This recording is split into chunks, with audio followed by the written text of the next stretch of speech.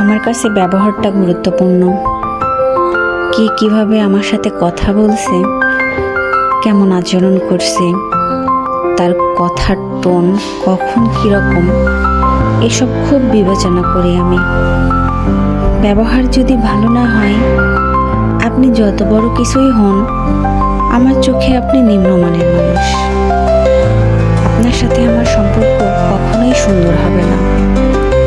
আমি সেসব মানুষের সাথে কথা বলতে স্বাচ্ছন্দ্য বোধ করি যারা নম্রতা ভদ্রতা বজায় রেখে কথা বলতে জানে। উশৃঙ্খল স্বভাবের মানুষ থেকে আমি প্রতিনিয়ত দূরত্ব বজায় রাখি, চুপ থাকার চেষ্টা করি।